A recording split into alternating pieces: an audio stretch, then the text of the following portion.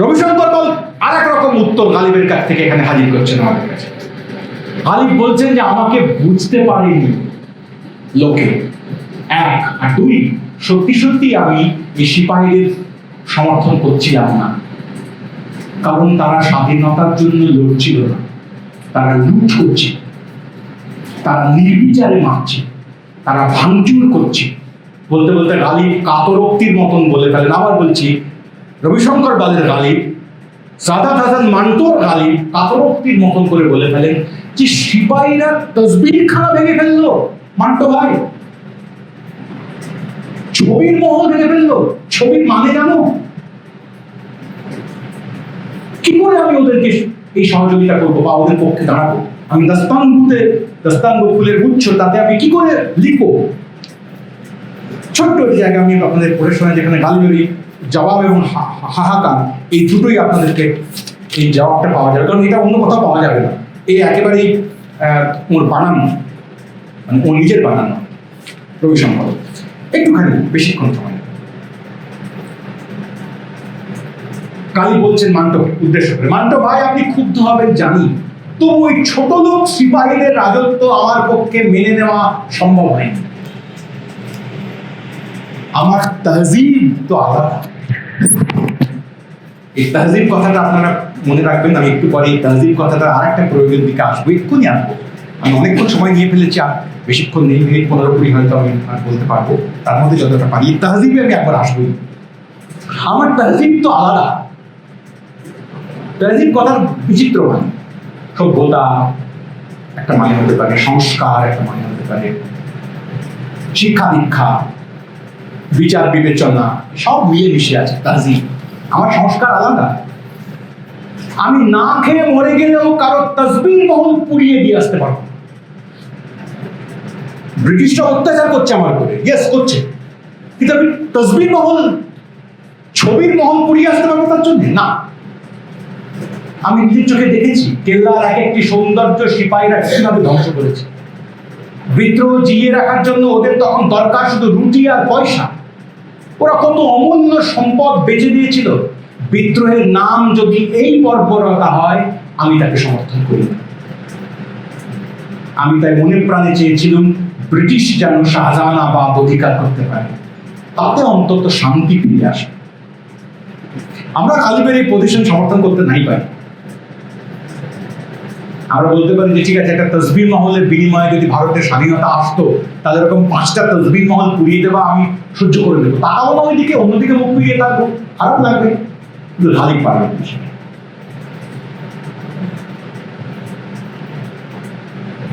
গালিব একটু কন্টিনিউ করছেন, তারপরে সিপাহীরা শেষ পর্যন্ত যুদ্ধ করতে পারে, নগরের পর নগর ধ্বংস করতে পারে।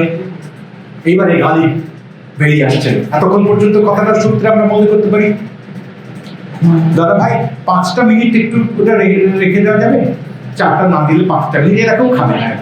ওদের হয়ে আমি বলে দিলাম ওরা খাবে, আমার ছাত্রছাত্রীর মতো আছে, 5টা মিনিট রেখে। এবারে গালিব আদত জবাবটা দেবেন। এইবারে আপনি আমি আর গালিবের বিরোধিতা করতে পারবো না পুরোটা। এবার গালিব যা বলবেন, এতক্ষণ পর্যন্ত মনে হতে পারে যে আচ্ছা গালিব একটু ছবি টবি নষ্ট হচ্ছে, একটু অভিজাত টাইপের লোক, খারাপ লেগেছে, কিন্তু মির্জা গালিব ওইটুকু নয়।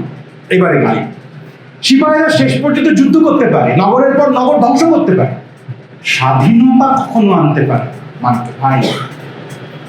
স্বাধীনতা আনতে পারে একমাত্র পথের মানুষ। তাদের হাতে অস্ত্র বলতে পাথর, গাছের ডাল, বাপদাদার থেকে পাওয়া দীর্ঘ দীর্ঘ শতাব্দীর লড়াইয়ের স্মৃতি, নিজের ঘর, নিজের নদী, নিজের জঙ্গল বাঁচানোর লড়াই। স্বাধীনতা তো শুধু মানুষের জন্য নয় মান্টো ভাই, ঝর্ণার স্বাধীনতা, গাছের স্বাধীনতা, পাখির স্বাধীনতা, মাছের স্বাধীনতা। ব্যারাকের সৈনিককে সেই স্বাধীনতার কথা ভাবতে পারে? ওদের তো শুধু যুদ্ধই শেখানো হয়েছে। স্বাধীনতার লড়াই তো বন্দুক কামান নিয়ে যুদ্ধের চেয়ে বেশি কিছু। এই উত্তর গালিব কোথাও লেখেননি। এই উত্তর গালিবের মুখে বসিয়ে দিয়েছেন মান্টো এবং রবিশঙ্কর। এবং গালিবের তরফ থেকে দেখলে এই উত্তর যথার্থ গালিবের উত্তর। তো এই উপন্যাসে এরকম অজস্র জায়গা আমরা পড়তে পারি, পারার সুযোগ সম্ভাবনা আছে, কিন্তু 1 ঘন্টার কালপর্ব আমি প্রায় শেষ করে ফেলেছি, তাহলে আমি বেশি পড়তে পারবো না, আর 1-2 জায়গা হয়তো পড়বো। আমাদের মনে হতে পারে তাহলে কি রবিশঙ্কর বল জোর করে খানিকটা গালিবের সম্পর্কে থাকা অভিযোগগুলোকে একটু একটু করে মেটাচ্ছেন, মান্টোর হয়ে 2-4টে বাড়তি কথা বলছেন। এই উপন্যাসের বেশিরভাগ কথা মান্টো সম্পর্কে যা আমরা পাই তা রবিশঙ্কর বল পেয়েছেন, যদিও বইয়ের শেষে একটা বিবলিওগ্রাফি দেওয়া আছে, কিন্তু সরাসরি সেখানে বলেননি। কিন্তু আমরা যারা আপনারা যারা পড়বেন তারা সহজেই টের পাবেন মান্টোর জীবনের প্রায় পুরো অংশটাই শেষের দিকটায় রবিশঙ্কর বল নিয়েছেন মান্টোরই লেখা গঞ্জে ফরিশতে এই বই। 1948 সালে মান্টো বম্বে থেকে আচমকায় বলা যেতে পারে, কেউই জানতো না প্রায়, এমনকি তার ঘনিষ্ঠতম বন্ধুদের মধ্যে ইসমত চুগতাইও জানতেন না, পাকিস্তান চলে। এই যাওয়ার বৃত্তান্ত যতটা নাটকীয়, তাৎক্ষণিক আচমকা, সেই খবর মান্টো ওই গঞ্জে ফরিশতে বইয়ের মধ্যে। গঞ্জে ফরিশতে বইয়ের কথা হচ্ছে মানে আক্ষরিক বাংলা করলে দাঁড়াবে ফার্সি কথা, মূলত উর্দু থেকে এসেছে, তার অর্থ দাঁড়াবে এরকম নিষ্পাপ ফেরিস্তা। নিষ্পাপ ফেরিস্তা, কিন্তু মান্টো তো এরকম নিষ্পাপ ফেরিস্তা এরকম কথা বলবার মতো নিষ্পাপ মান্টো নয়। ফলে নিষ্পাপ ফেরিস্তার মধ্যে একটা খোঁজা আছে। আসলে মান্টো এই নিষ্পাপ ফেরিস্তার মধ্যে যেটা বলতে চান, মান্টোই সেটা ইশারা করেছেন পরে, সেটা ভণ্ড তপস্বী। ফেরিস্তারা আদৌ নিষ্পাপ নয়, এইটা মান্টোর ইন্টেনশন ছিল। বলা হচ্ছে নিষ্পাপ ফেরিস্তা, কিন্তু ওরা নিষ্পাপ তত নয়। এই বইয়ের মধ্যে আসলে মান্টো তার বম্বে ফিল্ম ইন্ডাস্ট্রিতে, সেই সময় ফিল্মিস্তান স্টুডিওতে যখন মান্টো গল্পকার হিসেবে, স্ক্রিপ্ট রাইটার হিসেবে, আরো নানা কাজে যখন যুক্ত আছেন, সেই সময় তার দেখা লোকজনের বৃত্তান্ত এই বইয়ের মধ্যে লিখে রেখেছে। তার আগের বৃত্তান্তও কিছু কিছু আছে। বারি সাহেবের কথা আছে, যে বারি সাহেব কার্যত তাকে পত্রিকায় প্রথম লেখক বানিয়েছিলেন, তার প্রথম গল্প ছাপিয়েছিলেন, তাকে বিদেশি বইপত্র পড়িয়েছিলেন, তাকে মম পড়িয়েছেন, ডস্টয়েভস্কি পড়িয়েছেন, টলস্টয় পড়িয়েছেন। সেই বারি সাহেব, তার কথাও আছে। এদের এক একটা খণ্ডচিত্র,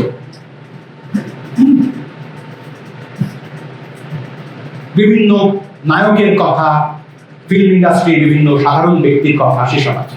সেইখান থেকে কার্যত রবিশঙ্কর বল মান্টোর জীবনের যে কথাবার্তা, এখানে মান্টো গালিবকে বলেন আমি এরকম ছিলাম, তার সবটাই ওখান থেকেই প্রায় নেওয়া। কোনো চ্যাপ্টার প্যারাগ্রাফ পড়লে আপনার মনে হবে যে মান্টোর যা কথা বাংলা অনুবাদ করেছেন। এই বাংলা অনুবাদ প্রকাশিত হয়েছে বাংলাদেশ থেকে 1966 সালে। হারুন আমার নাম পড়াশোনা আমার খেয়াল করছে না, হারুন তিনি করেছেন। পুঁথিপত্র প্রকাশনা থেকে বেরিয়েছিল 66 সালে প্রথম বাংলা অনুবাদ। সেই বাংলা অনুবাদ থেকে প্রায় কপি পেস্ট করা, অক্ষরে অক্ষরে। তো সেই আত্মজীবনীর মতনই প্রায়। তো সেখানে ছোট্ট গল্প ছিল, আমি আপনাদেরকে এই গল্পটার কথা বলি। এখানেও আছে ওই গঞ্জে ফরিশতের গল্প, যেটা এই দোজখনামা বইয়ের মধ্যেও প্রায় একই রকম ভাবে রেখেছেন রবিশঙ্কর বল। গল্পটা এইরকম, খুবই অদ্ভুত, চমৎকার। অশোক কুমার, আপনারা জানেন অশোক কুমারের সঙ্গে মান্টোর খুবই ভাব দোস্তি, একসঙ্গে কাজ করে ফিল্মে। তো ওই 48 সালের কাছাকাছি সময় বম্বে দাঙ্গা চলছে মারাত্মক, রোজ। এই বই তো মান্টোর জবানিতে বলা হয়েছে, গঞ্জে ফরিশতে বলে মান্টোর যে বিখ্যাত উর্দু বই তাতেও আছে যে দাঙ্গা হাঙ্গামা, সাম্প্রদায়িক হানাহানি, অত্যাচার, নৃশংসতা করে তুলকালাম কাণ্ড, গোটা বম্বে একেবারে ছারখার হয়ে যাওয়ার মতো। সেইরকম একটা রাত্রেবেলায় ওইরকম ভয়ঙ্কর পরিস্থিতিতে মান্টো অশোক কুমারকে বললেন যে চলো তোমাকে আমি বাড়ি পৌঁছে দিয়ে আসি। অশোক কুমারেরই গাড়ি মান্টোর সঙ্গে আছে। একা একা যাবে অশোক কুমার? কোন রাস্তা দিয়ে, কোন দিক দিয়ে যাবে? তো গাড়ি বাড়িতে পৌঁছেছে। পৌঁছানোর পর অশোক কুমার মনে হচ্ছে এবার মান্টু কি করে যাবে এরকম সময়। তখন অশোক কুমার বলেন চলো তোমাকেই বাড়িতে পৌঁছে দিয়ে আসি। তো গাড়ি চালিয়ে অশোক কুমার মান্টোর বাড়ি পৌঁছে দেওয়ার জন্য যাচ্ছে। মান্টো থাকে একটা বস্তির দিকে। যাওয়ার পথে রাস্তা শর্টকাট করতে গিয়ে অশোক কুমার একটা মুসলমান মহল্লার মধ্যে দিয়ে গাড়ি ঢুকিয়েছে। মান্টো লিখছেন গঞ্জে ফরিশতে যে আমি নিঃশ্বাস বন্ধ করে আছি প্রায়, এই রে কোন রাস্তা দিয়ে ঢুকালে এবার কি বিপদ না হবে। পরিণত পর ঠিক বিপদের সামনে। খানিকক্ষণ পরে দেখা গেল একটা বারাত আসছে বিয়ে বাড়ির শোভাযাত্রা ওই মহল্লার মধ্যে। মান্টো বলছেন আমি প্রমাদ গুনছি যে অশোক কুমারকে তো তখন সকলেই চেনে, ধরা পড়ে যাবে। আর আমিও, মান্টো বলছেন, আমিও তো আরবি দোয়া দরুদ তেমন কিছু জানি না যে ওদের সামনে আমি খানিকটা ব্যবস্থা করতে পারবো। এবার কি হবে? মারাত্মক একটা কথা আছে এখানটা। মান্টো বলছেন যে আমি লজ্জায় তখন মরমে মরে যাচ্ছি যে আমার চোখের সামনে অশোক কুমার যদি খুন হয়ে যায়, মারা যায়, তাহলে এই বন্ধুর রক্ত মেখে বাকি সারাটা জীবন আমাকে একটা দায় বহন করতে হবে। কি করে আমি করবো? এই আমি ভাবছি তখন। এদিকে অশোক কুমার স্থির, তিনি স্টিয়ারিং এ বসে আছেন, গাড়ি চলছে। করতে করতে বারাত এসে পড়ল।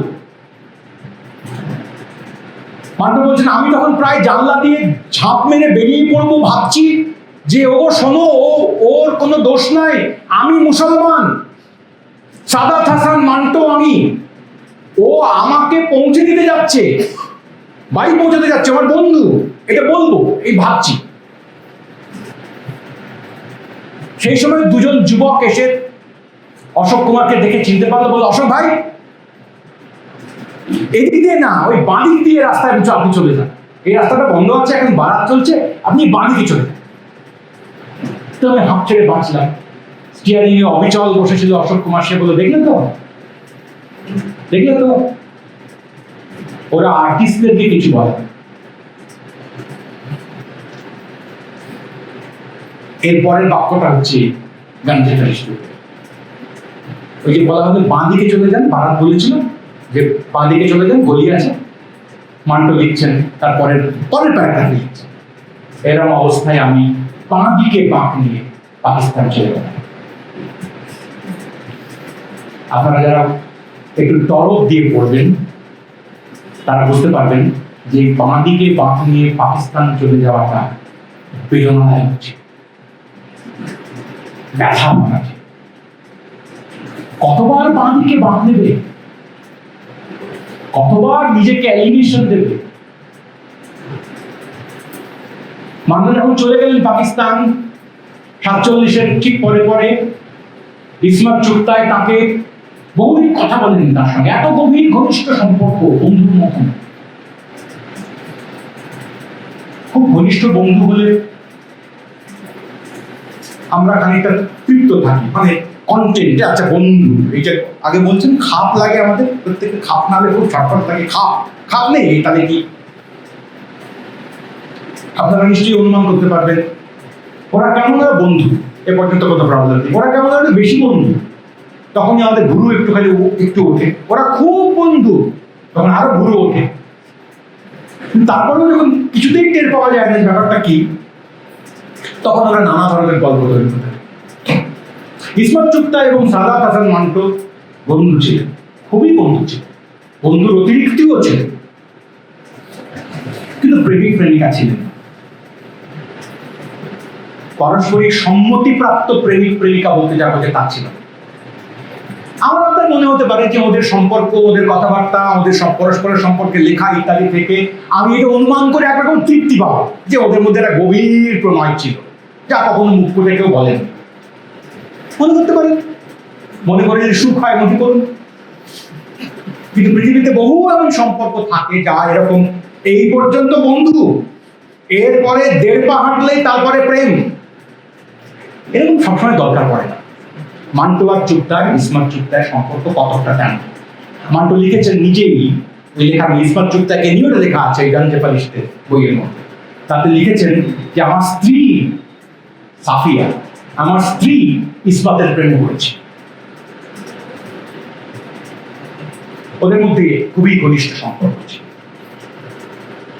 কত রকমের প্রেম মানুষের জীবনে, কত রকমের ভালোবাসা, কত রকমের কামনা, কত রকমের অপ্রাপ্তি আমাদেরকে আচ্ছন্ন করে থাকে। খাপে ভরতে যাওয়া খুব বলবে। তো সেই ইসমাত চুগতাই কথা বলেননি, মান্টো চলে গেছেন পাকিস্তান। তাই মান্টোকে বলছে পালিয়ে গেলে তুমি? মান্টো বলছে আমাকে ওরা নেবে না, চাই না, আমাকে ওরা অপছন্দ করে। ইসমাত বলছে মিথ্যা কথা, ভুল, তা নয়। বহুদিন কথা ছিল না ইসমাত চুগতাই আর সাদাত হাসান মান্টো, কিন্তু তবুও মান্টো 48 সালে চলে গেলেন। আপনাদের মনে হতে পারে ভারী মজার একটা কথা, 48 সালে মান্টো চলে গেছেন পাকিস্তানে, লাহোরে ঘুরে বেড়াচ্ছেন, কাজ নেই। ওই একই গল্পে কাহিনীর মধ্যে ইসমাত চুগতাই অশোক কুমারের কথা বলতে গিয়ে গান্ধী ফারিস্টের মধ্যে লিখেছেন সাদাত হাসান মান্টো যে চলে গেলাম বাঁ দিকে বাঁক নিয়ে পাকিস্তান। পরে লিখলেন পাকিস্তান, ওই একই জায়গাতে শেষ করছেন, পাকিস্তানে পৌঁছেও ঠান্ডা গোষ্ঠ নামক গল্প নিয়ে আমাকে নতুন করে জেলখানার মুখোমুখি, নতুন মামলায়। আমার সুযোগ নেই অত বলার। মান্টো এদেশে এবং ওদেশে দুই দেশেই বিচারের মুখোমুখি হতে হয়েছিল নাকি অবসিডিটির জন্য, জানেন আপনারা সব। ঠান্ডা গোষ্ঠ তার মধ্যে বিখ্যাত গল্প, যার জন্য তাকে খুব খুব কষ্ট করতে হয়েছে, অসম্মান পেতে হয়েছে। ইন্টারেস্টিং পয়েন্ট হচ্ছে আপনারা কেউ কখনো বলেননি কিন্তু ইশারায় যুক্ত করতে পারে। পাকিস্তানে যাওয়ার পরে কি করবেন? পত্রিকায় কাজ করার সুযোগ নেই, চাকরি দিচ্ছে না কেউ, দেশটা তখন সবে শুরু হয়েছে, কাজ নেইও, খাবেন কি? সন্তান আছে, স্ত্রী আছেন, তাদের কোনো কাজ নেই, হাহাকার করছেন, প্রায় লেখা কেউ ছাপবে না বলছে, প্রায় পত্রিকায় লেখা শুরু করছেন, কিন্তু তবুও কিছু ক্লিক করছে না। এইরকম সময়ে লোকের কথা শুনে, গাঞ্জে ফেরেশতের মধ্যে আছে, লোকের কথা শুনে সাদাত হাসান মান্টো আবেদন করলেন সরকারের কাছে যে আমার পাঞ্জাবে, অবিভক্ত পাঞ্জাব পরে ভাগ হয়েছে এদিকে ভারতবর্ষে, একটা ছোট বাড়ি আছে। তখন সম্পত্তি বিনিময়ের একটা সম্পর্ক ব্যাপার চলছিল দুই দেশের মধ্যে। ওই বাড়ির বিনিময়ে আমাকে এইখানে একটা সম্পত্তি দেওয়া হোক। সরকার ফর্ম ছাপিয়ে এরকম আবেদন করতে বলেছিল যাদের ওখানে বাড়ি ছিল, বিনিময় চুক্তির মধ্যে দিয়ে তার বদলে তুমি একটা পাও। তো মান্টো বলছেন সেই ফর্ম ফিল আপ করতে গিয়ে দেখা গেল যে আমাকে অনেক মিথ্যে কথা বলতে। তো বন্ধুরা বললো যে এইটুকু মিথ্যে কথা বলতে পারবি না। তা আমি খুব বেশি করে 2.5-3% মতো বলতে পেরেছিলাম মিথ্যে কথা, তাতেই আমার হয়ে যাচ্ছিল। কি চেয়েছিলেন মান্টো ওখানে? পাঞ্জাবের এদিকে একটা বাড়ি ছিল না। মান্টো বলছেন আমি ইন্টারভিউ দিতে গিয়ে বললাম যে দেখুন ফর্মে যা লিখেছি সব মিথ্যে কথা, আসল কথাটা হচ্ছে যে আমার একটা ওখানে বাড়ি একটা ছোট, তার বিনিময়ে যদি আপনি এখানে কিছু আমাকে একটা করে দেন তাহলে মাসে 500 টাকা উপার্জন করতে পারলে আমার হবে, আমার সন্তান এবং স্ত্রীকে খাওয়াতে পারবে, এটুকুই তোমার চাই। কি চাও তুমি মান্টো? কি চেয়েছিলেন মান্টো? তার বিনিময় যদিও হয়নি, মান্টোর এই পাওয়া, মান্টো লিখছেন যে আমি প্রায় পেয়ে গেছিলাম। তারপরেই কেউ একটা এসে বলে আরে করছো কি, ওর নাম সাদাত হাসান মান্টো, বামপন্থী, খবরদার ওকে এসব জায়গা দেওয়া যাবে না, বাতিল হয়ে গেল। কিন্তু মান্টো কি চেয়েছিলেন? মান্টো চেয়েছিলেন একটা ice cream factory, ice factory, ice cream না, আইস ফ্যাক্টরি, তার অংশ। এখন দুষ্টু লোকেরা কেউ বলতে পারে এসে আইস ফ্যাক্টরি কেন চেয়েছিলেন মান্টো? ইসমাত চুগতাইকে নিয়ে লেখা তার এই বিবরণটা পড়লে দেখতে পাওয়া যাবে যে মান্টো লিখেছেন, আমরাও জানি ইসমাত চুগতাই খুবই বরফ খেতে ভালোবাসতেন, কচমচ কচমচ করে। এখন এখানে যদি কারো মনে হয় যে ইসমাত চুগতাই বরফ খেতে ভালোবাসতেন তাই মান্টো আইস ফ্যাক্টরি চেয়েছিলেন, এখান থেকে প্রমাণিত হয়ে গেল হেন্স প্রুফ যাকে বলে উপবাদ্যে হয়। আবার বলবো জান যদি তার ভাবতে ভালো লাগে তাহলে আমার কোনো আপত্তি নেই, কিন্তু ঘটনা এত সরল, ঘটনা জটিল, ঘটনা বিচিত্র। ইসমাতের কথাই উপন্যাসে বারবার করে ঘুরিয়ে ফিরিয়ে নিয়ে আসে। মানে দেশ ছেড়ে চলে যাওয়ার জন্য তার যে যে বেদনা ছিল, লাহোরে থাকা অবস্থাতেও তিনি ভারতেই ছিলেন আসলে, 48-এ গেছেন, 55 অব্দি বেঁচে ছিলেন, তারপরে প্রায় না খেতে পেয়ে অর্ধাহারে অনাহারে অত্যাচারে অপমানে 55-য় চলে যেতে হলো তাকে। 43 বছর মাত্র বয়স ছিল সাদাত হাসান মান্টো। মান্টো যখন চলে গেলেন তখন তার শুধুমাত্র দেশ ছেড়ে যাওয়ার বেদনাই ছিল না, ইসমাত চুগতাইকে ছেড়ে যাওয়ার বেদনাও তার ছিল। মান্টো এখানে নিজেকে খোলেন, কালিবের সামনে পাশে রাখেন, কালিবের বেদনার পাশে মান্টোর বেদনাকে রাখলে কিরকম দাঁড়ায়? একদিক থেকে দেখতে গেলে দাঁড়াই না, কালিবের বেদনা জায়ান্ট আকার, বিরাট বেদনা। লালকেল্লা থেকে হেঁটে বেরিয়ে চলে আসছে না, লালকেল্লায় ঢুকতে পারছে না, গোটা মুঘল সাম্রাজ্য চুরমার হয়ে ভেঙে পড়ছে চোখের সামনে, নাচারের মতন দাঁড়িয়ে দেখছেন। গালিব 70 বছর বয়স হয়েছে প্রায় তার। দিল্লিতে মহামারীর মতন কলেরা। লোকে বলছে গালিব তোমাদের কিছু হয়নি, দেশে তো মহামারী। গালিব করুণ ভঙ্গিতে তার দিকে দেখো, কিসের মহামারী, কোথায় মহামারী, কিসের কলেরার মহামারী, এটাকে মহামারী বলছো তুমি? যে মহামারী 70 বছর বয়সের দুটো বুড়ো বুড়িকে মারতে পারে না, সে কিসের মহামারী? প্রাণ পরে তখন মরে যাবার কথা ভাবেন, তবুও মরণ আসে। এরকম পরিস্থিতিতে দাঁড়িয়ে গোটা ভারতবর্ষের রাজনৈতিক পট পরিবর্তন হৃদয়ে, অস্তিত্বে, সত্তায় ধারণ করে ভারতবর্ষকেই ফেরত দিচ্ছেন এইরকম। তার পাশে মান্টো আকারে, পরিমাণে নিশ্চয়ই খানিক ম্লান দেখালো, কিন্তু কাতরতায়, বেদনার তীব্রতায় খুব কম নয়, পাশাপাশি রাখার যোগ্যই নয়। এই দুই কথাকার, ভাবুক, কিস্সা রচয়িতা, কবিকে পাশাপাশি রেখে শেষ পর্যন্ত যেখানে এসে উপন্যাসটা এবার ছুটি চাইবে আমাদের কাছে, সেখানে আমরা একটা মজার ঘটনা। এই উপন্যাসে আমি আগেও বলেছি, বারবার আয়নার কথা এসেছে, ফরিদউদ্দিন আত্তারের কথা সূত্রে এসেছে। যে ঘরে তাবাসসুম আর এই গল্প লেখক তারা প্রথম উর্দু শেখেন, সেই ঘরেও একটা বিরাট আয়না টাঙানো থাকে, মাঝে মাঝে নিজেদেরকে দেখা যায়। বারবার আত্মদর্শনের কথা থাকে, আয়নার মেটাফর এভাবেই এই উপন্যাসে এবং অন্য আখ্যান তাতেও ব্যবহৃত হয়। পাখিদের কথা বারবার ব্যবহৃত হয়, তাতে রুমির আকাঙ্ক্ষার কথা আসে আত্তারের পাশাপাশি। পাখি জন্ম দাও আমাকে ঈশ্বর, এই রুমিও চেয়েছিলেন। কিন্তু যেতে যেতে শেষ পর্যন্ত কাহিনীর মজাদার জায়গায় গিয়ে মোড় নেয়।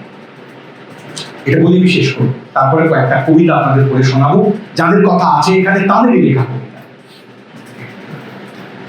কি জায়গায় মোড় নেয় কাহিনী? মোড় নেয় অদ্ভুত একটা জায়গায়। সাদাত হাসান মান্টো তার জবানিতে তো শুনছি আমরা গালিবের এই কিস্সা, আকাঙ্ক্ষা, এই বিবরণ। উপন্যাসের শেষ চ্যাপ্টারের আগের চ্যাপ্টারে এসে মান্টো বলেন যে আমি এবার থামবো। 1857 পৌঁছে গেছে গালিবের, আমিও 47 পার করে ফেলেছি, ফলে আমাদের গল্প শেষ। তারপরের কয়েক বছর মান্টোর ক্ষেত্রে আর 8 বছর, আর গালিবের ক্ষেত্রে আর 12 বছর। এই কবছর তো আমরা আসলে ছিলামও না, ছিলাম কিন্তু ছিলাম। ফলে এগুলো কথা আর বলবো না। মির্জা গালিব বয়স্ক মানুষ, এখন অনেক ক্লান্ত হয়েছেন, অনেক কথাবার্তা বলেন, এবার ঘুমোচ্ছেন, ওনাকে বিশ্রাম নিতে দিই। আমিও এবার বিদায় নেব, খোদা হাফেজ বলে চলে। কিন্তু যেতে যেতে আপনাদেরকে একটা কথা না বলে পাচ্ছি না। মান্টো বলছেন বলে রবিশঙ্কর বলছে। কি স্বপ্নের কথা? এইটা মারাত্মক স্বপ্ন দেখলাম একদিন। মান্টো বলছেন, ওদিকে তো স্বপ্ন টপ্ন, ঘুম, কবর, এই সমস্ত গল্প পার করে চলে আসা হয়েছে। মান্টো বিদায় নেবেন, কলম রেখে বলবেন চললুম, কথা শেষ আমাদের। এই অবস্থায় মান্টো বলছেন, একটা স্বপ্ন দেখেছি কাল রাতে। বুঝলেন পাঠক, কাল রাতে সেই স্বপ্নটা শুধু আপনাদেরকে বলে আমি চলে যাব। কি স্বপ্ন? জামা মসজিদের চারপাশে ঘুরে বেড়াচ্ছি মান্টো। ঘুরতে ঘুরতে হঠাৎ দেখি কোত্থেকে কাল্লু মিয়া ছুটে এসছে। কাল্লু মিয়াকে মির্জা গালিবের অনুচর, যে মাঝে মাঝে গল্পের মধ্যে এসছে। গালিব বলেছেন কাল্লু মিয়া ডেকেছেন, কাল্লু মিয়া বলেছে জনাব। সেই কাল্লু মিয়া, গালিব নেই, জামা মসজিদের সামনে কাল্লু মিয়া ঘুরে বেড়াচ্ছে। আমাকে বললো, মান্টো সাহেব আপনি কি করছেন এখানে? তো আমি বললাম, কাল্লু তুমি এখানে কি করছো? বললো, আমি তো এখানে মাঝে মাঝে আসি।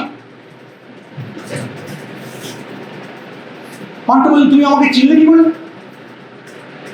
বললে, সে কি চিনবো না, কালকে রাত্রে অত কথা বললেন আপনি আমার সাহেবের সঙ্গে, মির্জা গালিবের সঙ্গে, কবরে শুয়ে শুয়ে শুনলাম।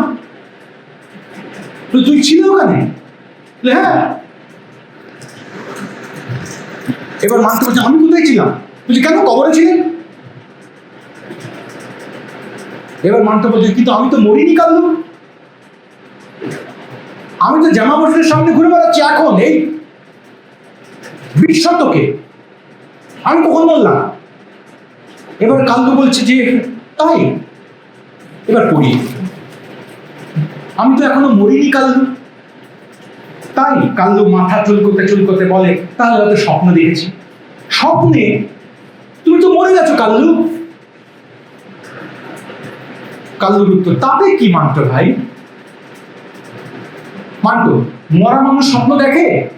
কাল্লু, আলবাত দেখে। দুনিয়াময় কত খোয়াব ঘুরে বেড়াচ্ছে আপনি জানেন? যত মানুষ আছে দুনিয়ায়, খোয়াব তার চেয়ে অনেক বেশি। মুর্দাদের ঘাড়েও ওরা চেপে বসে। আপনি কি কিস্সা শুনতে চান মান্টো ভাই? কিস্সা কি শোনাবে? আরে আমি তো রোজই একবার এখানে আসি, একজন দাস্তানগোকে ঠিক পেয়ে যায়। ওই যে দেখুন, বলে মান্টো ভাইকে কাল্লু এক দাস্তানগোর কাছে নিয়ে যায়। জামা মসজিদের সিঁড়িতে বসে যে গায়ে কম্বল মেখে, কম্বল ঢেকে যে গল্প শুনিবার, ওটা তার কাজ, রোজ গল্প শোনা। তো মৃত কাল্লু জীবিত মান্টোকে সঙ্গে করে জামা মসজিদের সিঁড়িতে এক দাস্তান বলে যে কিস্সা কথক তার কাছে নিয়ে যায়, এবং সেই মৃত কাল্লু এবং জীবিত মান্টোর স্বপ্নের মধ্যে একত্রে বসে সেই দাস্তানগোর গল্প শুনতে শুরু করে। দাস্তানগো গল্প বলতে নানা রকম গল্প, পুরনো গল্প, মসনবীর গল্প, রুমির গল্প থেকে নেওয়া গল্প। কার গল্প কারোর নাম বলেন না, কিন্তু গল্প বলেন। এই গল্পের কোনো মালিকানা নেই। Really the author was dead then. এই অথর নামক ব্যাপার তো পরে মাঝখানে হঠাৎ করে হুড়ুমতালে জেগে উঠেছে। Author was never so alive. যাকে এখন 20 শতকে, 19 শতকে, 18 শতকে যতখানি জীবিত অথর, ততখানি জীবিত অথর এর আগে ছিল না। গল্প তৈরি হয়ে যাওয়ার পর গল্প সবার,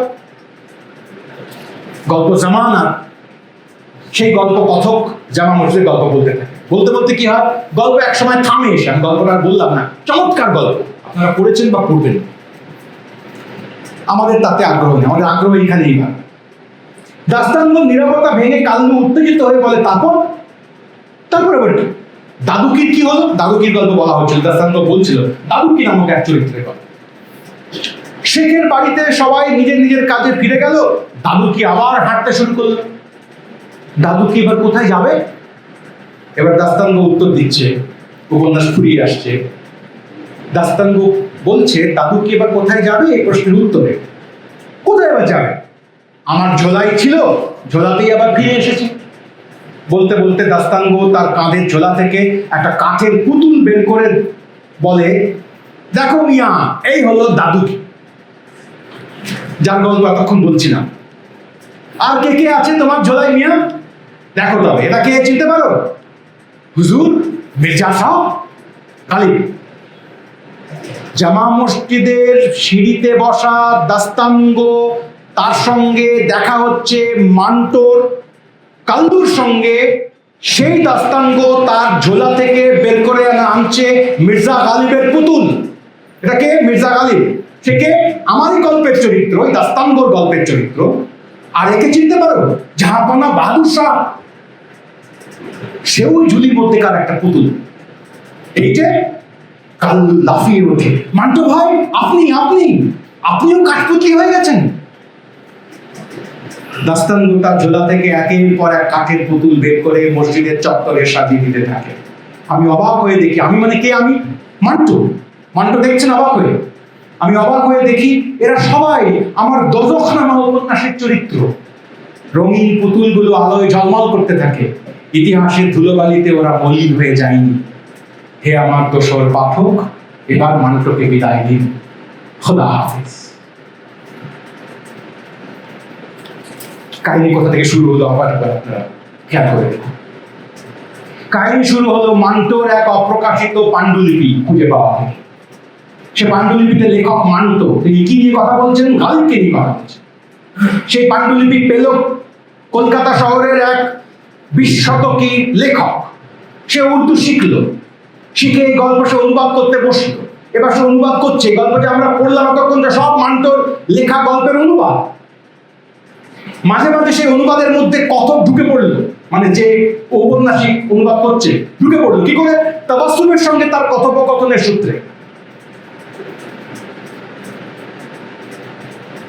তারপরে গল্প চলতে থাকলো। মান্টো এলেন, গালিব এলেন, তারা নিজেদের কথাবার্তা বললেন। তারপরে মান্টোই আবিষ্কার করছেন, মান্টোই উপন্যাসের শেষে, এতক্ষণ পর্যন্ত যে উপন্যাস আমি রচলাম সেই উপন্যাস আসলে অন্য কারোর দাস্তানের অংশ। Who is the narrator? Apparently আমরা মনে করতে পারি ন্যারেটর হচ্ছে একটা লেখা সবচেয়ে বড় পাগলওয়ালা লোক, because she or he narrates. এবার ন্যারেটর গল্পের শেষে বিদায় দিতে গিয়ে দেখছে যে সেও আসলে being narrated। এতক্ষণ যে ন্যারেট করলাম তা আসলে অন্য কারোর ন্যারেশনের অংশ। আমি ন্যারেটর হিসেবে আসলে অন্য একটা ন্যারেটিভের ভেতরের চরিত্র, আমার কাজ এইটুকু ন্যারেট করা। এক বহু বিচিত্র আয়নার সামনে যদি আপনাকে দাঁড় করিয়ে দেওয়া হয়, তাহলে আপনি ডান দিকে বাঁ দিকে তাকাতে তাকাতে যেরকম ভ্যাবাচাকা খেতে থাকবেন যে কোনটা আসল আমি, ওইটা না ওইটা, এই আয়নার ছবি আরেকটা আয়নায় পড়ছে, সেই আয়নার ছবি আর অন্যদিকের আয়নায় পড়ছে, ঘুরে বেড়াচ্ছে বহু বিচিত্র বিচ্ছুরণের মাঝখানে। এখানে এসে সাদাত হাসান মান্টোর এই কাহিনী শেষ হয়। উপন্যাস তারপরেও চলে। আমার অত সুযোগ নেই, ঘন্টা দেড়েক বোধহয় বলে ফেলেছি। আমি দুটি মাত্র ছোট কথা বলব। এই উপন্যাসে এক জায়গায় বলা আছে যে মির্জা গালিব বলছেন গল্প বলার তারিকা কি হবে তা নিয়ে অনুজ সাদাত হাসান মান্টোকে স্মরণ করিয়ে দিচ্ছেন।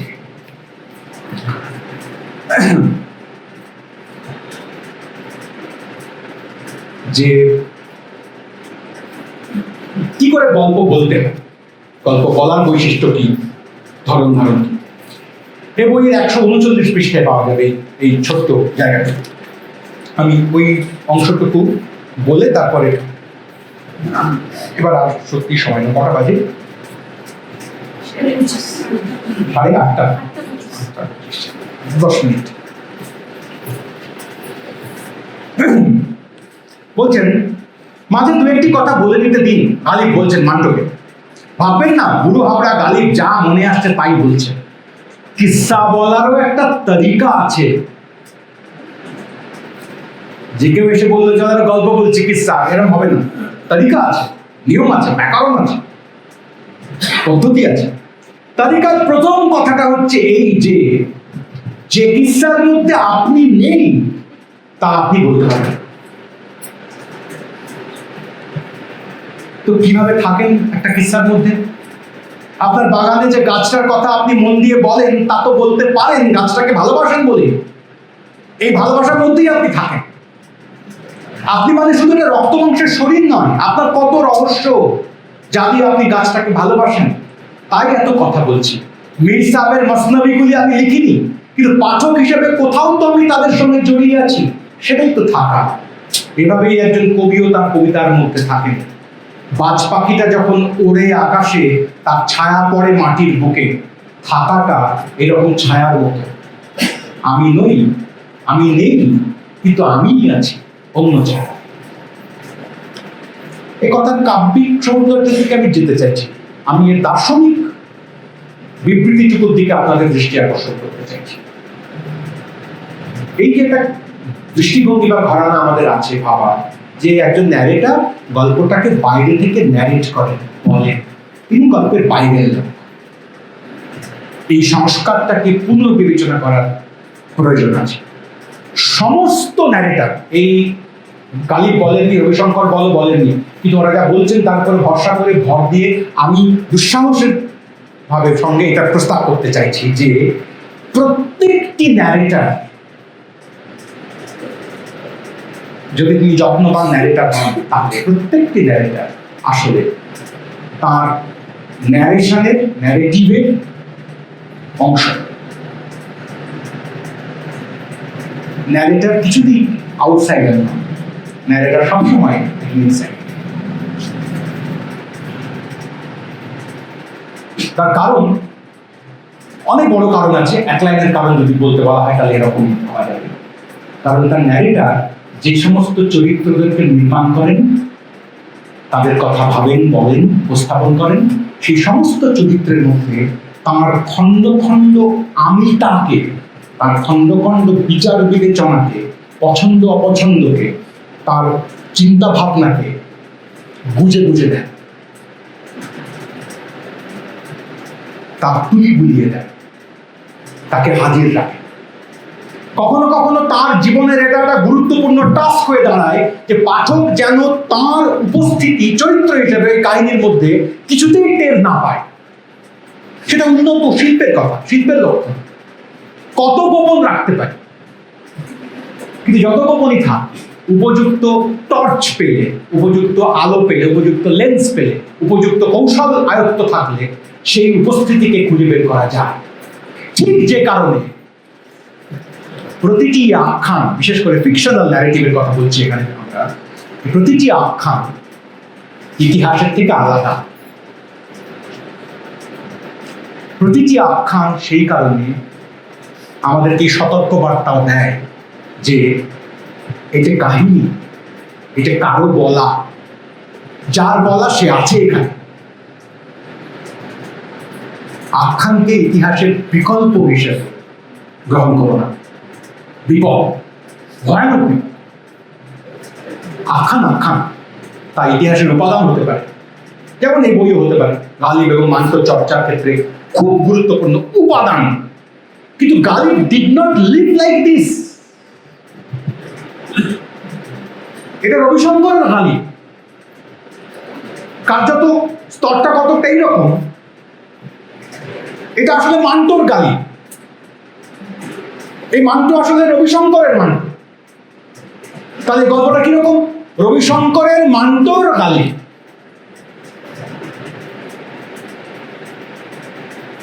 এইটা আলাদা করে বলে দিয়েছে। একই জায়গায় একই সঙ্গে একথাও লিখেছেন কিসসা শোনার ক্ষেত্রে। চমৎকার যে গল্প শুনবে, এখানেও কি আশ্চর্য কথা, 373 পৃষ্ঠায় ওই যেখানে কম্বল মুড়ি দেওয়া দাস্তান গল্প করতে শুরু করছিল, তরবর করছে কাল্লু খান এবং অন্যরা, তারা এই কথার সূত্র ধরে খেয়াল করবো। দেখুন, বলছেন কম্বল মুড়ি দেওয়া লোকটা আমার দিকে তাকিয়ে বলে, কিসসা শোনার মতো কটা লোক আছে জনাব? শুনতে শুনতে কেউ কান চুলকোয়, পোঁত চুলকোয়, এদিক ওদিক তাকায়। কিসসা শোনারও তহজিব আছে। তহজিব আপনাকে বললাম আগে, একবার ফিরবো। কিসসা শোনারও তহজিব আছে, সংস্কার আছে, শিক্ষা দীক্ষা আছে। এলাম আর বসে পড়লাম চলো শুনি, না, ওভাবে গল্প শোনা যায় না। শুনতে চাইছো ইতিহাস, শুনে পড়ছো গল্পের ঘরে, হবে না। কেমন করে? খোদাকে যেমন বিশ্বাস করেন, কিসসাকেও তেমনি বিশ্বাস করে শুনে যেতে হবে। এটাই কিসসা শোনার তাহজিব। তার থেকে নিশ্চয়ই বুঝতে পারছেন, যদি এটা কিসসা শোনার তাহজিব হয়, তাহলে ইতিহাস শোনার তাহজিব এটা হতে পারে না। কিন্তু আপনি যদি খোদাকে বিশ্বাস করার মতো গল্পকে বিশ্বাস করতে না পারেন, তাহলে আপনি গল্পের শ্রোতাই নন, ভুল ঘরে ঢুকে পড়ছেন। তাকে রাস্তায় রাস্তায় ঘুরে বেড়ায়, মানুষ খুঁজি। আজকাল কারোর কিসসা শোনার দরকার অবসরই নেই। দুনিয়াটা বড় অশান্ত হয়ে গেছে জনাব, কেউ বোঝে না। কিসসা শুনতে শুনতে মনে শান্তি ফিরে আসে।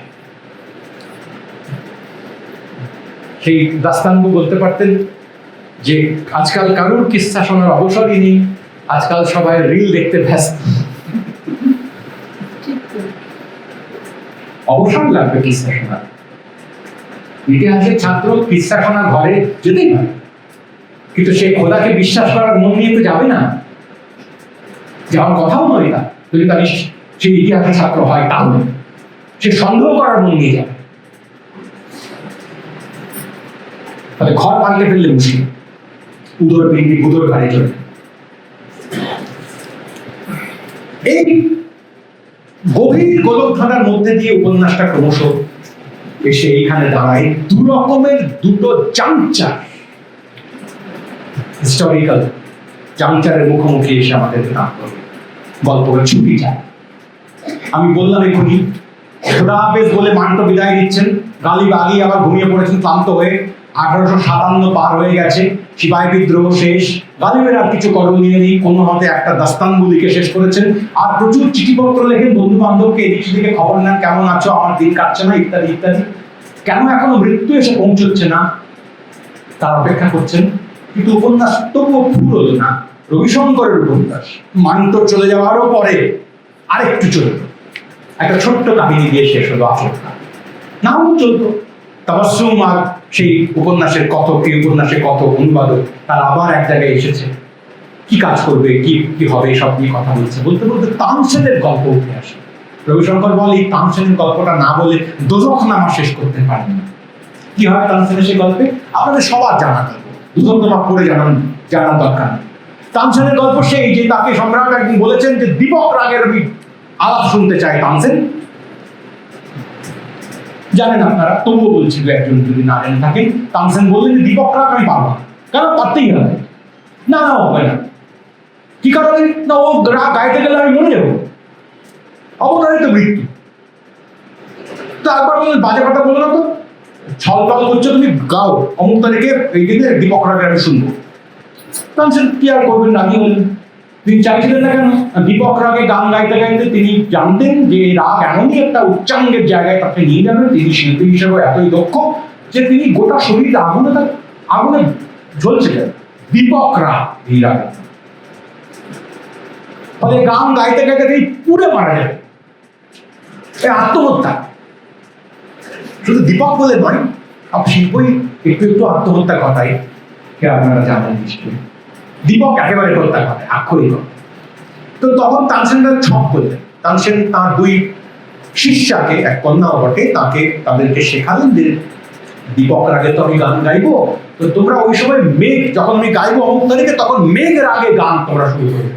তার বৈশিষ্ট্য কি না, ওই রাগও যদি ভালো করে গাইতে পারো তাহলে তখনই আকাশ পড়ে বৃষ্টি না, তা আমার জ্বলনখানি দূর হয়ে যাবে। আচ্ছা ঠিক আছে। যথাসময়ে তানসেন গেছেন, দীপক রাগে আলাপ শুরু হয়েছে।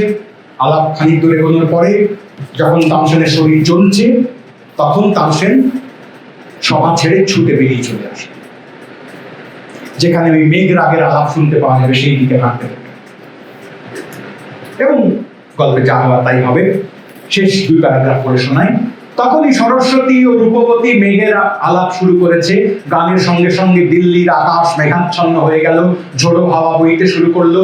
তারপর শুরু হলো অঝোর ধারায় বৃষ্টি। তানসেনের দগ্ধ শরীর শীতল। তাবাসসুম মান্টোর এই উপন্যাস যেন মিয়া তানসেনের গাওয়া দীপক রাগ। ও, মেটাফর। ছোটবেলায় অলংকার চন্দ্রিকা কিংবা রেটরিক আর প্রসডিক যে বইপত্র পড়তে হয় আমাদের কলেজ স্কুলে, সেই সবে মেটাফর কাকে বলে তার একখানা সংজ্ঞা থাকে। ইহাকে মেটাফর বলে। পরীক্ষা ছাড়া বিশেষ খুব কাজে লাগে। মেটাফর এ আরো জটিল, বিচিত্র, বহু ক্ষমতাময় একটা ব্যাপার। সুজান ল্যাঙ্গার নামক এক বিখ্যাত পণ্ডিত, তিনি মেটাফর নিয়ে চমৎকার কাজ করেছেন। তো তিনি, তার একটা অবজারভেশন হচ্ছে এই যে মেটাফর সব ভাষারই একটা খুব জরুরি বৈশিষ্ট্য, কারণ মেটাফরই ভাষাকে টেনে বাড়ায়। ভাষার যে ক্ষমতা, শক্তি, সৌন্দর্য, ঐশ্বর্য, এইটা মেটাফরের দ্বারাই বাড়ে, চলে। তো এটা শুধুমাত্র এক শব্দের সঙ্গে আর এক শব্দের চমকপ্রদ মিল, লুকোনো অথবা প্রকাশ্য, এসব পণ্ডিতরা ভাগ করেছে যে এতটুকু লুকোনো হলে তাকে সিমিলি বলো, এরপরে যদি আরো একটু বেশি লুকোনো হয় তারপর তাকে মেটাফর বলো, বলে আরো নানা রকম ভাগ করেছে। ওরা করতে বলছি, স্রেফ বলছি যে এর বদলে ওইটা বলছি। অ্যালিগরির মতন এরকম দমচাপা করা নয়, একটার মানে একটা, তা নয়। মেটাফর এই কথাটা যদি উৎসের সম্ভাবনার দিকে যাই, আমরা গ্রিক উৎস থেকে এলো, তাহলে তার বাংলায় তার মানে দাঁড়ায় এই টপকে চলে যাওয়া, এটা লাফিয়ে আর এক কয়েক কদম পা হয়ে যায়। তো সেই রকম এই তানসেনের গল্পটা মেটাফর, গোটা গল্পটাই মেটাফর। একটা শব্দ বলছি না, সে কি বলছে, বলছে মান্টোর এই উপন্যাস যেন মিয়া তানসেনের গাওয়া দীপক রাগ। এতক্ষণ যে উপন্যাস হলো দীপক রাগ, জ্বলছে, গাইছে আর পুড়ছে। এই কথাটা গালিবি উপন্যাসের মধ্যে একবার বলেছে যে আমি বলি আমি ঘাতক, মান্টো তুমি বুঝছো না। মির্জা গালিব নিজেই ঘাতক, জল্লাদ, আর নিজেই বলি। ও নিজে কাতিল, আরো যাকে কাতল করছে সেও। তাই একটু অন্যরকম করে এসে দাঁড়ালো। একের পর এক অগ্নিচক্র পেরিয়ে এলাম আমরা। সরস্বতী রূপবতীরা আজ কোথায়? যারা মেঘরাগে মির্জার মান্টোর দগ্ধ শরীর মন বর্ষা স্নাত করবে, তাদের খুঁজতে আমি নতুন উপন্যাসের দিকে এগিয়ে চলেছি। সেই উপন্যাসের নাম নায়িকা মানুষ। এখানে এসে গোটা দোজখনামা, দোজখের বিবরণ থামবে। কেন এই উপন্যাসের নাম দোজখনামা? আচ্ছা, এই উপন্যাসের নাম তো জাহান্নাম নামাও হতে পারত। দোজখ আর জাহান্নামে কি তফাৎ? কেবলমাত্র দুটো আলাদা ভাষা সংস্কার থেকে এসছে তাই না। শুধু তাই নয়, সে তো বটেই। দোজখ আর জাহান্নামের পণ্ডিতরা হয়তো আরো বেশি করে বলতে পারবেন, আমি পণ্ডিতদের দিক থেকে বলছি না, আমি কাব্য ব্যঞ্জনার পার্সপেক্টিভ থেকে বলার চেষ্টা করছি। জাহান্নাম আর দোজখ, এই দুইয়ের মধ্যে আকাশ পাতাল তফাৎ। দুটোই একই জায়গাকে যদি কোনো পরিসরের কথা ভাবতে হয়, যে একটা জায়গা আছে পৃথিবীতে বা পৃথিবীর বাইরে কোথাও একটা, যেখানে গিয়ে লোকে পুড়তে পায়, মরতে পায়, যেখান থেকে বেরোবার কোনো ফাঁক নেই। শুধু দুটো আলাদা ভাষা থেকে এসছে তা নয়। দোজখ এই কথা ফার্সি ভাষা সংস্কার থেকে আসা। দোজখ মানে কি আমরা সবাই জানি, নরক ইত্যাদি। কিন্তু দোজখের আর একটা নাম মানে হচ্ছে, ফার্সিতে দোজখ যেখান থেকে এসছে তার আর একটা মানে হচ্ছে পেট, পেট, স্টমাক। আর একটা মানে কম ব্যবহৃত, আমাদের এখানে সেই সূত্রে নেই কতটা ব্যবহার। দোজখ ভারনা, এটা একটা পেট ভরা। দোজখ আর জাহান্নামের তফাৎ হচ্ছে এই যে জাহান্নামে একটা পতন আছে, ওইটাই মূল কথা। যা পর জাহান্নাম ডিগ্রেডেড, ফল। দোজখে এইটা মুখ্য নয়। দোজখে মুখ্য কোনটা? জ্বলন, সাফারি, এইটা মুখ্য। ফলে ভ্যালুর দিক থেকে দেখতে গেলে জাহান্নামে একটা নেতিবাচকতা আছে, ও ফলেন। দোজখে ফলেনের ইঙ্গিতটা মুখ্য নয়, সাফারিং এর ইঙ্গিতটা মুখ্য। এরা কেউই ফলেন নয়, মান্টো এবং গালিব। ওরা দুজনেই একত্রে বলা যেতে পারে চোজ দোজখ, বেহেশতের পরিবার। ফার্সি কাব্যের ট্রেডিশনে এও একখানা কথার কথা আছে, সারমাদের কথা, যে তোরা এবার বেহেশতাকেই দোজখে পাঠিয়ে। বেহেশতে গিয়ে আমি কি পাবো? বেহেশতাকেই দোজখে পাঠাই, এই ট্র্যাডিশনের দোজখ। গালিব এবং মান্টো যা যন্ত্রণা ভোগ করেছেন তা তাঁদের একদিক থেকে দেখতে গেলে তাদের নির্বাচিত, বেছে নেওয়া। সবই কেবল নিয়ন্ত্রিত হয়ে হয়েছে তা নয়। তাদের চরিত্রের মধ্যে, তাদের বীরত্বের মধ্যে, তাদের লড়াইয়ের মধ্যে এই সাফারিং এর আবাহন ছিল। সাফার করতে চাই, এটা ছিল। মাথা নোয়াতে চাই না, এটা ছিল। নরম সরম করে প্রচলিত মতে কবিতা লিখবো না ইব্রাহিম জকের মতো ছিল। আমার কবিতা নাও বুঝতে যদি পারে পাঠক, গালাগাল দেয়, তাচ্ছিল্য করে, তবুও আমি এরকম মুশকিল কবিতায় লিখব, কোনো একদিন বুঝবে। সমস্ত বন্ধুরা, এমনকি বামপন্থী প্রগ্রেসিভ রাইটার্স অ্যাসোসিয়েশনের বন্ধুরাও, কমরেডরাও একটা সময় মান্টোর সঙ্গে তীব্র বিতর্কে জড়িয়ে পড়েছে। 49 সালের পরে মান্টোর প্রগ্রেসিভ রাইটার্স অ্যাসোসিয়েশন কনফারেন্স থেকে তাকে বাদ দিয়ে দেওয়া হয়। মান্টো যা করছেন তার সবটা ঠিক করছেন না, এই বলুন। সে সাফারিং মান্টো নিয়েছেন, মান্টো চেঞ্জ করেন। আচ্ছা ঠিক আছে, ওরা যা বলছে তাই করুন না, তারপরে মারা গেছে, কিন্তু ধর্মের স্থিত হয়ে মারা গেছে। ফলে এই অর্থে আমি বলতে চাইছি, এই দোজখ তাদের চাওয়া দোজখ, কেবল পাওয়া দোজখ নয়। এবং এখানে জাহান্নামের পতনের ইঙ্গিত নেই, সাফারিং এর ইঙ্গিত আছে। ফলে এটা জাহান্নাম নামা হতে পারে না, দোজখ না, এর নাম হতে পারে। আমি শেষ করব কথা ভেবেছিলাম মীর এবং গালিবের দু চারটে শের আপনাদের পড়ে শোনাবো, অনেকক্ষণ সময় পার করে ফেলেছি, শোনাবো না। গোড়াতে আমি বেশি সময় নিয়ে ফেলেছি। আমি শোনাবো যার দুটি শের, তার সঙ্গে মান্টোর খুব ভাবসাব ছিল না, মানে সুযোগ ছিল না। কিন্তু 48 সালে মান্টো আমাদের এই দেশ থেকে বেদনা নিয়ে একরকম ভাবে পাকিস্তানে চলে যেতে বাধ্য হলেন, চলে গেলেন লাহোরে জাহাজে করে, বম্বে থেকে জাহাজে মালপত্র তুলে এক রাতে। শ্যাম বলে একখানা লেখা আছে, চিত্র আছে ওই গঞ্জে ফারিস্তের মধ্যে, শ্যামের সঙ্গে কথোপকথনের রীতি পাওয়া যাবে। শ্যাম তাকে পরে চিঠি লিখেছিল যে তুমি পালিয়ে গেলেন করে, কাউকে না বলে, ঠিক করলেন ইত্যাদি। 48 সালে চলে গেলেন ভারত থেকে সাদাত হাসান মান্টো ওই পারে। 49 সালে ওখান থেকে লাহোর থেকে লুধিয়ানায় চলে এলেন আর এক আশ্চর্য কবি, তার নাম সাহির লুধিয়ানা। 48-এ মান্টো গেলেন, 49-এ সাহির এলেন। মান্টো গেলেন, থাকা যাবে না এই দেশে, আগে মেরে ফেলবে ওরা, অপমান করবে। আর সাহির এলেন, আব্দুল হাই তার নাম। সাহির এলেন পাকিস্তানে, থাকা যাবে, ওখানে থাকলে শিল্প চর্চা করতে পারবো না, এই অনুমান এবং এই ধারণা। সাহির শব্দের মানে হচ্ছে জাদুকর। সাহির লুধিয়ানবি এই শব্দের মানে লুধিয়ানার জাদুকর। সেই সাহির লুধিয়ানবি আমাদের এই দেশে এসে তারপরে সেই প্রোগ্রেসিভ রাইটার্স অ্যাসোসিয়েশনের সঙ্গে যুক্ত হলেন, আগেও ছিলেন, বামপন্থার সঙ্গে থাকলেন শেষ পর্যন্ত, কবিতা লিখলেন। কিন্তু কি এক আশ্চর্য নসিব তাঁর, যাতে তিনি গীতিকার, সিনেমার গীতিকার হিসেবেই তাঁর সময় পার হয়ে গেল, তার পরিচিতি বেশি করে। কিন্তু শুধু তা তো নয়, সাহির লুধিয়ানবি বড় মাপের কবি ছিলেন, খুবই বড় মাপের কবি ছিলেন, গীতিকারও ছিলেন, কবিও ছিলেন। আমি সাহিরের দুটি মাত্র লেখা আপনাদের কাছে সে পড়ে শুনি, আমার কথা শেষ করব, দশকনামার প্রসঙ্গ শেষ করব।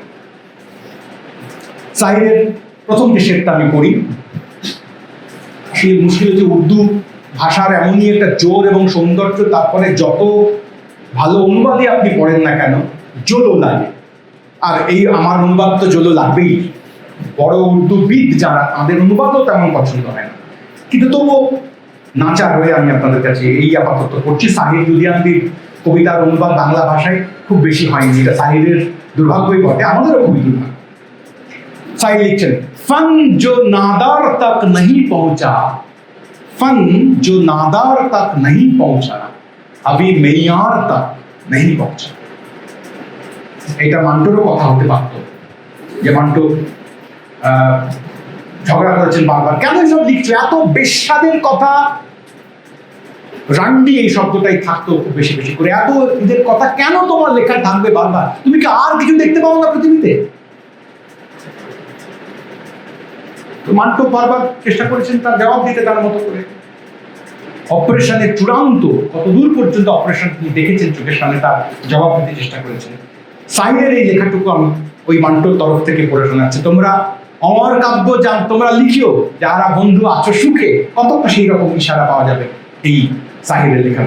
সাহির, এটার বাংলা তর্জমা হচ্ছে এরকম: কাঙাল সহায়হীন মানুষের কাছে যেসব শিল্পকলা পৌঁছলো না আজও, চরম সিদ্ধিতে তারা যায়নি এখন।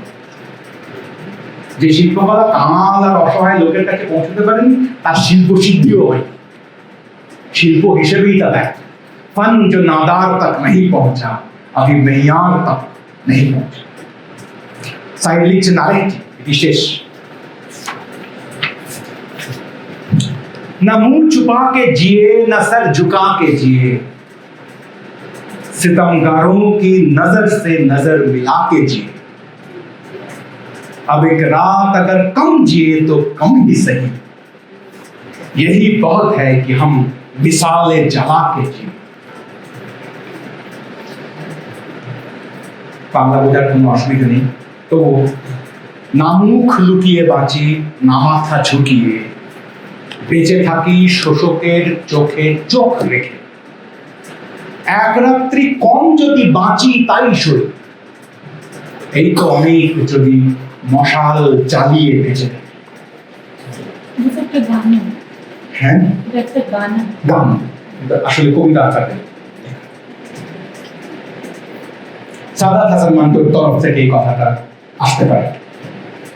দুইজন অ্যাপারেন্টলি পরাজিত মানুষ, দুইজন অ্যাপারেন্টলি হেরে যাওয়া লোক, তাদের নিয়ে রবিশঙ্কর বল 2010 সালে ক্ষমতা উপন্যাস লিখতে চেষ্টা করলেন। কবেকার লোক দুজন, ইতিহাসের লোক। 2010 সালে কি আসলে 2009 শুরু করেছেন, আসলে 2009 কি দোজখনামা মান্টু এবং তালিমকে নিয়ে লিখবার মতো পরিস্থিতি ভারতবর্ষের সামগ্রিক পরিস্থিতি অনুযায়ী তৈরি হচ্ছিল একটু একটু করে? কবির মতন যিনি আসলে ভবিষ্যৎ দ্রষ্টা, রবিশঙ্কর বল কি ভারতবর্ষকে আগাম খানিক কাজ করছিলেন? কোন দিকে হাঁটবে, কোন দিকে যাচ্ছে তা? গল্প পাঠের তহজিব, সংস্কার, রুচি, অভ্যেস পাঠকের তৈরি হোক, ইতিহাস পড়ার, এটা কি উন্নত করছিলেন? তা হতে পারে, খুবই সম্ভব। দোজখনামা লিখে আসলে রবিশঙ্কর বল যা দিলেন আমাদের কাছে, তাকে এক অর্থে বলা যেতে পারে বেহেশতের অভিলাষ। রবিশঙ্করের দোজখনামা কেবল দোজখের গল্প নয়, বেহেশতের আকাঙ্ক্ষার গল্প। আমাদের যে সমস্ত দিন একেবারেই হারিয়ে যাওয়া, চলে যাওয়া, মুছে যাওয়া, তার জন্য শুধু নস্টালজিকের মতন কাতর থাকা, আহা কি দিন ছিল, সেটা খুবই সাধু, মিঠে, কিন্তু তার সঙ্গে সরাসরি এনগেজড হয়। কেন দিয়ে? প্রশ্ন সহ, বিচার দিয়ে, কখনো কখনো অভিযোগ দিয়ে, কখনো কখনো আদর দিয়ে। এইটি সবচেয়ে জরুরি কথা। দোজখনামা শুধু একটা দোজখের গল্প বলে আমাদের কাছ থেকে চলে যায় তা নয়। এটি কথা, দোজখনামায় ওই যে তামসেনের গল্প দিয়ে শেষ হয়, কোন এক মেঘ রাগ গাইতে থাকা গায়কদের প্রত্যাশা রেখে শুরু হয়, সেরকম একটা কথা। এই যে প্রত্যাশা, গায়ক, এসবের কথা বললাম, আমি বলবো না বলেছিলাম, কিন্তু তবু যিনি এই এই এই বইয়ের মধ্যে সবচেয়ে বেশি বার উদ্ধৃত হয়েছেন, সেই মীর, আমার একটি মাত্র শের আমি আপনাদের কাছে পড়ে সত্যি সত্যি বিদায় দেব। দুটি লাইন বেশি, এই প্রত্যাশা সহকার। ये जो मोहलत जिसे कहे हैं उम्र, ये जो मोहलत जिसे कहे हैं उम्र, उम्र जीवन, आयुकाल, आयु। ये जो मोहलत जिसे कहे हैं उम्र, देखो तो इंतजार सा है कुछ। এই যে সময়টুকু যাকে আমরা আয়ুষ্কাল বলি, ভেবে দেখো এ আসলে অপেক্ষার মতো যেন কিছু। দোজখনামা শেষ পর্যন্ত ওই সাফারিং এর পরে আরেকটি অপেক্ষার কথাও বলে। সেই সুরটি না ধরতে পারলে দোজখনামা পড়া শেষ হয়। আপনারা অনেকক্ষণ শুনেছেন, আমার অত্যাচার সহ্য করেছেন, আপনাদের সকলকে আন্তরিক কৃতজ্ঞতা, ধন্যবাদ।